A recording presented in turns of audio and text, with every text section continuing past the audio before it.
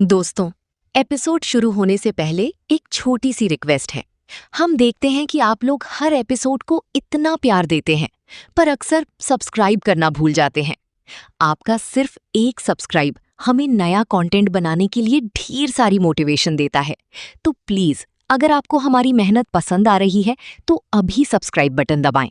अब चलिए शुरू करते हैं आज का एपिसोड। स्टोरी शुरू होती है ज़ेन के यूनिवर्सिटी में आने के साथ, जो अब यूनिवर्सिटी की न्यू क्वीन बन चुकी है। वो वॉक करती है और सबकी नज़रें उस पे लगी हुई हैं। वो सब कुछ याद करती है और देखती है कि लोग उससे या तो डर रहे हैं या अनॉयड हैं या फिर उसको अपनी जैसा नॉर्मल नहीं देख रहे। वो सोचती है कि क्या वो सच में इस ट्रीटमेंट के डिजर्विंग है। वो बार बार सोचती रहती है सब कुछ जो हुआ था, उन लोगों ने उसको कैसे पनिश किया, चाहे वो रॉक्सैन हो या एंजेलिका। वो एंजेलिका को खत्म करने ही वाली थी कि एस आ गया और उसको डिफेंड कर दिया पहले कि उन लोग उसको मार सकें। उसने डिसाइड किया कि हॉल में जो भी था सबको पनिश करेगा। उसे रॉक्सैन के बुलियिंग की यादें आ रही हैं और टीचर के वर्ड्स याद आ रहे हैं कि उसको केयरफुल रहना चाहिए। सारी मेमोरीज एक साथ फ्लड कर रही हैं। सब कुछ जो इस यूनिवर्सिटी में उसके साथ हुआ, जो सफरिंग उसने इंड्योर की, और वो सपना भी जिसमें कोई उसको चेज कर रहा था और उसको अकेला छोड़ने को रेडी नहीं था। टाइम गुजरता है और वो एस के साथ वॉक कर रही होती है। वो उससे कहती है कि कोई भी उसको फॉरगिव नहीं करेगा जो उसके साथ हुआ, क्योंकि वो उसकी गलती थी। पर एस उसको कंफर्ट करता है और इसीलिए वो उससे बताती है कि स्टूडेंट्स उसे अवॉइड क्यों कर रहे हैं। एस उससे कहता है कि ये उनका तरीका है न्यू क्वीन को रिस्पेक्ट दिखाने का, खासकर जब वो सर्जरी में थी और अनकॉन्शियस थी। तब से बहुत कुछ चेंज हो गया है। जो भी उसको हार्म करने में इन्वॉल्व था, सबको पनिश किया जाएगा। वो फील करती है कि ये सब उसके अराउंड हो रहा है। फिर वो उससे बताता है कि रॉक्सैन अब क्वीन नहीं है, अब वो यूनिवर्सिटी की न्यू क्वीन है और ये रिस्पेक्ट दिखाने के लिए है। इससे कोई भी उसके पास इजीली नहीं आ सकेगा। और हाँ, मैट अब यूनिवर्सिटी का न्यू किंग बन गया है। सुनते ही वो बहुत खुश हो जाती है, बहुत ज्यादा हैप्पी होती है और जाने वाली होती है। तभी एस उसको रोक लेता है और कहता है कि अगर वो मैट को देखना भी चाहे, वो इंटरेस्टेड नहीं है। अब उसको सिर्फ उस पे फोकस करना चाहिए। वो जानती है कि एस उसका फ्रेंड है और पहले उसमें अट्रैक्टेड भी थी, जो एस को और ज्यादा अपसेट कर देता है, क्योंकि अब उसको सिर्फ उस पे फोकस करना चाहिए। सडनली एंजेलिका को निकी टॉर्चर कर रही होती है, क्योंकि वो उस जगह थी जहां डेथ परमिसिबल थी। निकी बार बार उसको स्टैब करती रहती है, जबकि मेजन उसे बेग कर रहा होता है कि उसको सेव कर दे। वो सोचता है कि ये उसके लिए बहुत ज्यादा हो रहा है। चाहे एंजेलिका ने पहले जायन को मारने की कोशिश की थी, पर जायन का दिल बहुत अच्छा है और वो बहुत फॉरगिव करने वाला है। निकी उसको अच्छी हेल्थ में ले जाने वाली होती है, तभी उसको स्टैब किया जाता है और वो सफोकेट करने लगती है। वो इस तरह हर वक्त रहती है और वो दोनों वॉक करते हैं। वो जानती है कि ये सब बहुत ज्यादा है और वो दोनों एक दूसरे को देखते हैं और ज़ेन बहुत सैड हो जाती है। वो ये नहीं जानती कि ये सिर्फ शुरुआत है और अभी और भी बहुत कुछ होने वाला है। वो टाइम स्पेंड करती है, वॉक करती है और कैट से बात करती है। कैट उससे पूछती है कि उसको वो पनिशमेंट के बारे में कैसा फील हो रहा है जो एस ने उन लोगों को दिया है जो उसको हर्ट करते थे और अब भी कर रहे हैं। ज़ीन कहती है, मैं बिल्कुल श्योर नहीं हूं। फिर वो स्टोर रूम खोलने जाती है पेपर्स लेने के लिए और वहां काम करती है। कैट एक बहुत स्ट्रेंज लड़की है। वो अंदर वॉक करती है और देखती है कि सब लोग उसे अवॉइड कर रहे हैं और उससे बहुत डर रहे हैं। वो जानती है कि ये उनके लिए पनिशमेंट की वजह से है। सबकी फोकस उस पे है, लोग उससे डरते हैं और उसके बारे में बातें करते हैं। वो पेपर्स लेने के लिए बॉक्सेस में ढूंढती है, बहुत टाइम लग जाता है। तभी एंजेलिका आ जाती है, पूरे बॉडी पे इंजरीज के साथ, और वो जानती है कि एंजेलिका अभी जो हो रहा है उससे खुश है, क्योंकि वो शुरू से ही टॉप पोजीशन में थी और क्वीन बन चुकी थी। वो सोचती है कि उसके पास ऑलरेडी सब कुछ था, फिर भी वो एस को चाहती थी। एंजेलिका उसको नाइफ से थ्रेटन करती है और कहती है कि जब तक वो एस के पास रहेगी वो उसको वीकर बना देगी, और वो ऑलरेडी वीक है। ये सुन के ज़ेन तुरंत उसको पुश कर देती है, क्योंकि उसको ये बिल्कुल पसंद नहीं था। एंजेलिका उससे कहती है कि उसने पहले खुद एस के पास अप्रोच किया था ताकि दोनों को यूनिवर्सिटी में कोई प्रॉब्लम ना हो, पर ज़ेन उसको फिर से पुश करती है और बताती है कि असल में क्या हुआ था। इसलिए एंजेलिका गुस्से में उसको पुश करती है और वेयरहाउस का दरवाजा लॉक कर देती है। वो कहती है कि अब ज़ेन यहाँ से बाहर नहीं निकल पाएगी और इसी जगह मर जाएगी। एंजेलिका उससे कहती है कि अगर वो सच में इससे प्यार करती है तो उससे दूर रहना चाहिए और उसको हर्ट करना बंद कर देना चाहिए। ये सुन के ज़ेन उस पे चिल्लाती है और कहती है कि वो ये सब नहीं चाहती थी, बिल्कुल नहीं। और फिर एंजेलिका चली जाती है। ज़ेन वहां पुराने वेयरहाउस में ट्रैप हो जाती है। वो चिल्लाती है और बाहर निकलने की कोशिश करती है। अभी भी उसको समझ नहीं आ रहा कि एंजेलिका उसे इतना हेट करती है और पहले से ही उसकी डेथ चाहती थी। वो अकेली ऐसे बैठने को प्रेफर करती है। ज़ेन वहां रहती है और कहती है कि वो डार्कनेस से डरती नहीं है, क्योंकि उसमें वो वीक दिख सकती है। वो रोती है, जो दिन में नहीं करती, क्योंकि तब वो वीक फील करती है। वो सोचती है कि निकी उसको थ्रेटन इसलिए कर रही है क्योंकि वो ईस को वीक बना रही है, और उसका हस्बैंड भी ऐसा ही है। वो उस टाइम के बारे में सोचती है जब कैट और ओनील ने उसको कन्फ्रंट किया था कि वो ऐसा क्यों है। वो अपनी अथॉरिटी वीकन कर रहा है और वो खुद पनिश हो सकता है, फिर भी उसने उसको प्रोटेक्ट करने का डिसीजन लिया क्योंकि उसके साथ रहकर वो खुश रहता है। इसके अलावा वो उसकी सेक्रेटरी है और सब उसके बारे में वरीड हैं। वो नहीं चाहते कि एस हर्ट हो, पर वो ज़ेन के साथ रहकर डिस्ट्रैक्ट हो जाता है और ज़ेन सब लोगों की वर्ड्स के बारे में सोचती रहती है, खासकर वायलेट के वर्ड्स, जब वो एस के लिए एक्सेप्शन बनाती थी। और मैं देखती हूँ कि वो लक्स की तरह ही वॉक कर रहा है, और ये वो चीज़ है जो एस देखता है कि वो उसके जैसा बिल्कुल नहीं है। ज़ेन इस बारे में सोचती है, जब यहाँ से बाहर निकलूंगी तो डिसाइड करूंगी कि उसके साथ रहना है या नहीं। आज का दिन भी गुजरता है और एस आता है। वो दरवाज़ा खोल देता है उसके लिए और जानना चाहता है कि ये सब उसके साथ किसने किया।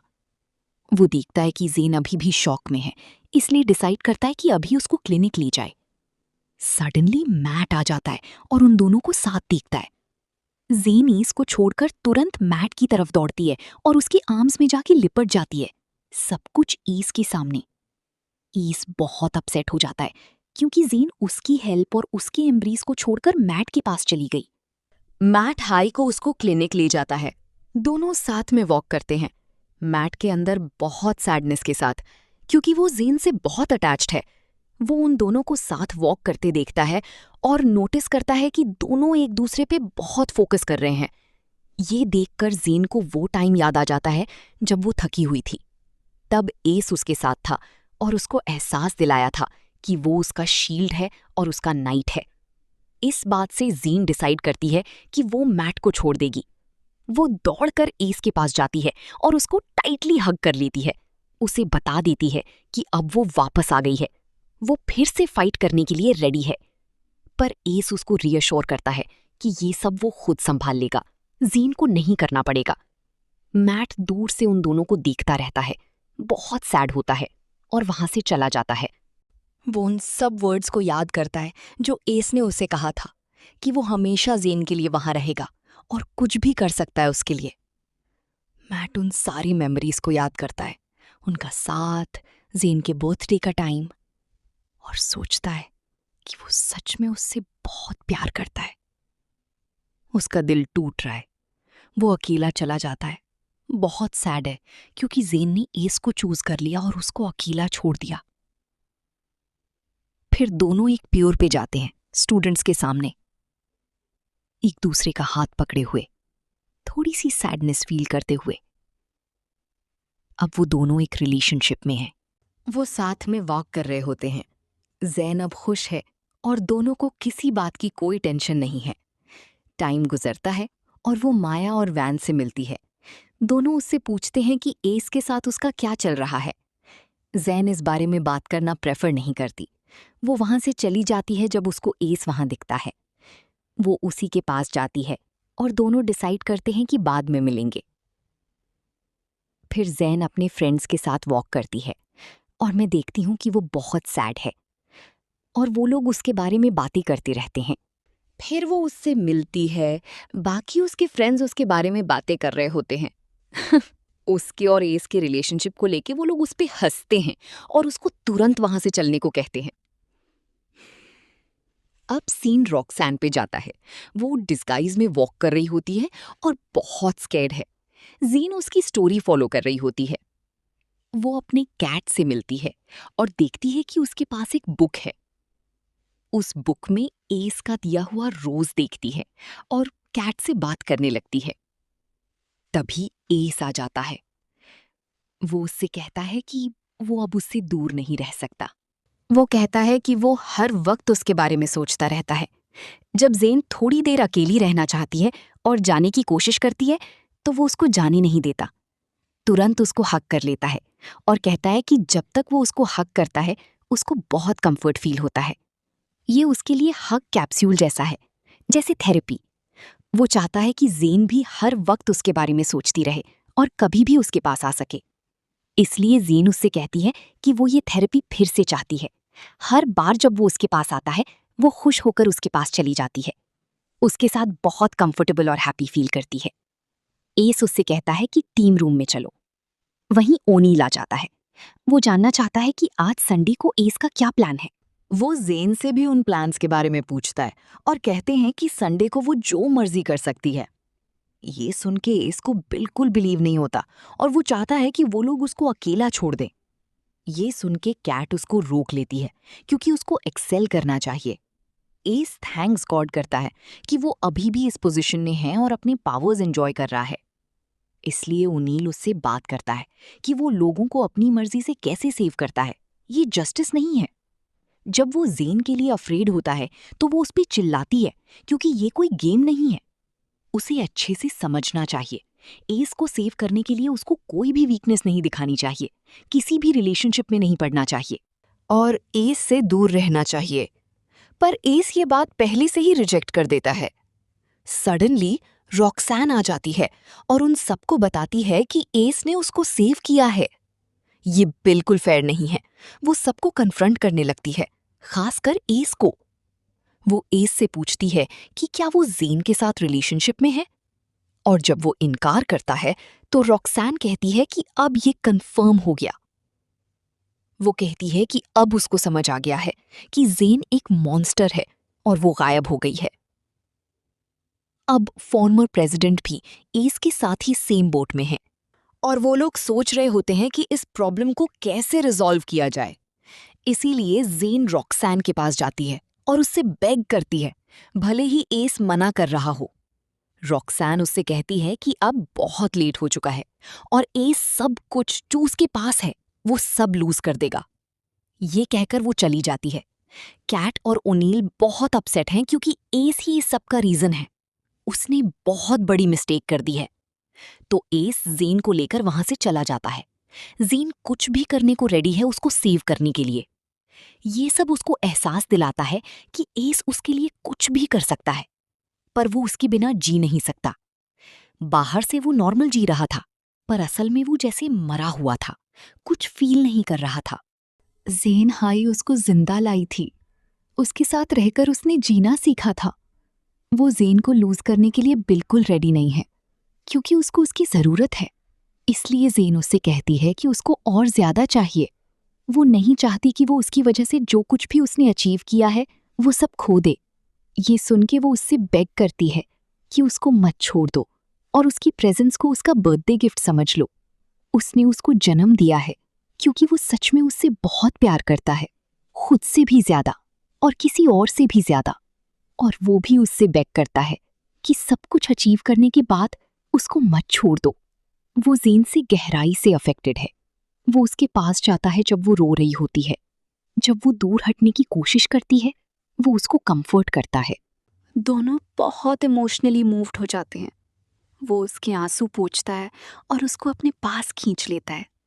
वो चुपके से उसके लिए गाने लगता है, ज़ेन की खामोशी के बीच। पर वो उसके पास इसलिए जाता है क्योंकि वो सच में टोन है, एस से प्यार और उसकी इच्छा के बीच, कि वो सब कुछ जो अचीव किया है वो ना खो दे। एस भी अपनी पोजीशन और उसकी प्यार के बीच टोन है। वो कुछ नहीं करना चाहता जो उसको होल्ड करे। वो उसके साथ डांस करता है, उसको कंफर्ट करता है जब वो रो रही होती है। दोनों गहरी फीलिंग्स के साथ एक दूसरे को हक किए हुए रहते हैं। एस उससे कहता है कि वो उसके प्यार के बारे में सब कुछ जानना चाहता है, जो ज़ेन नहीं चाहती क्योंकि ये उसको हार्म करेगा। पर वो अपना लव कन्फेस कर देता है क्योंकि वो उसे खुद से भी ज्यादा प्यार करता है और उससे बेग करता है कि उसको बिल्कुल मत छोड़ना। वो उसके पास जाता है और उसको किस करने वाला होता है कि तभी रॉक्सैन आ जाती है और तुरंत उनको रोक देती है। एस इसे एक प्ले समझता है और रियलाइज करता है कि उसने बड़ी मिस्टेक की थी। उसको पहले ही उसको मार देना चाहिए था। जब रॉक्सैन उसको अनॉय करती है, वो नाइफ निकाल लेता है और उसको डरा देता है, जिससे वो भाग जाती है। फिर वो ज़ीन को अपने साथ लेकर चला जाता है और वो लोग खाना खाते हैं और अपना दिन नॉर्मली बिताते हैं। फिर वो लोग वहां से चले जाते हैं। एस और ज़ेन बात करते हैं कि कल क्या करना है। ज़ेन उससे कहती है कि उसके पास कल के लिए एक गिफ्ट है, पर एस कहता है कि उसको कुछ और नहीं चाहिए। उसके लिए तो ज़ेन की प्रेजेंस ही सबसे बड़ी गिफ्ट है। वो उसको हैप्पी करता है और कहता है कि उसको किसी चीज की परवाह नहीं है, सिर्फ ज़ेन के साथ होने की। वो चाहता है कि सब लोग उन दोनों को साथ डांस करते हुए देखें। ये उसका सबसे बड़ा ड्रीम है। ज़ेन उसकी हेल्प करती है कि ये ड्रीम रियलिटी बन जाए। इस बात से एस कल का इंतजार करने लगता है। ज़ेन उसको वो स्टडी मटेरियल्स देती है जो वो पहले छोड़ आया था। एस उसको थैंक्स करता है कि वो जो चाहती थी वो कर रही है। ज़ेन वहां से चली जाती है। तभी सडनली निकी और निजार उसे कहते हैं कि वो पार्टी में नहीं जाने वाली है। जब ज़ेन उनके साथ आर्ग्यू करती है तो वो दोनों उसको टाई अप करने का डिसाइड कर लेते हैं। फिर रीज आ जाता है। वो कुछ बोल नहीं पाता क्योंकि वो लोग जानते हैं कि ज़ेन को एस्केप कराने में उसी ने हेल्प की थी उस ब्लडी नाइट जब वो मरने वाली थी। वो लोग रीस की कोई भी सजेशन एक्सेप्ट नहीं करते। वो ज़ेन को पकड़ लेते हैं। ज़ेन को समझ नहीं आ रहा कि वो ये सब क्यों कर रहे हैं और उससे कहते हैं कि इस यूनिवर्सिटी में लव पॉइजन की तरह है। ये सुन के ज़ेन बहुत गुस्से में आ जाती है। वो उनको कहती है कि अगर लव पॉइजन है तो दोनों मर जाएंगे। साइकी उससे कहती है कि जो उनके बीच है वो लव ही नहीं है, जो ज़ेन को शॉक कर देता है। वो लोग ज़ेन को टाइटली टाई कर देते हैं और डिसाइड करते हैं कि किसी को दिखे उससे पहले वहां से चले जाएं। तभी मैट आ जाता है और देखता है कि वो लोग ज़ेन को हर्ट करने वाले हैं।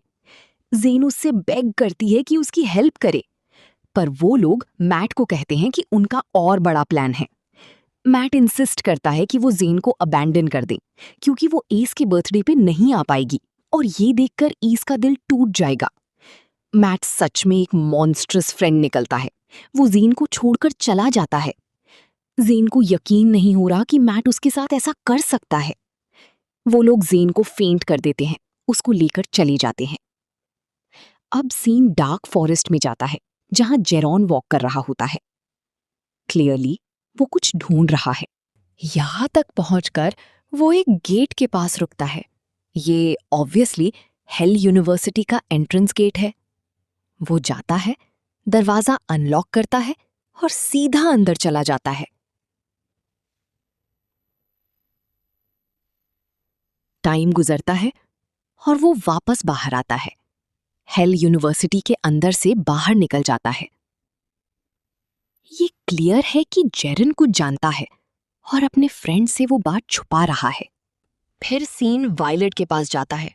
वो किसी ऐसे इंसान से बात कर रही होती है जिसे वो बाकी लोगों से अलग और डिफरेंट मानती है। वो उससे कहती है कि बस एक लास्ट काम कर दे क्योंकि ब्लैक ब्लड गैंग और लॉयर डेविल अरब के बीच अब वॉर होने वाली है और इस बारे में किसी और को कुछ नहीं पता चलना चाहिए। वो ही वो इंसान है जिसने कंफर्म किया है कि क्या होने वाला है। वायलेट उसे ऑफर करती है कि अगर वो ये काम कर देगा तो वो उसको यहाँ से बाहर निकाल देगी और वो अपनी फैमिली से मिल सकेगा। वो उस पर रिलाय करना चाहती है और ये लूक है जो वायलेट की हेल्प करने के लिए अग्री कर देता है। एपिसोड 14 यहीं खत्म होता है। Don't forget to like and subscribe to the channel sweeties. Bell icon को जरूर प्रेस कर देना ताकि नेक्स्ट पार्ट की नोटिफिकेशन मिल जाए।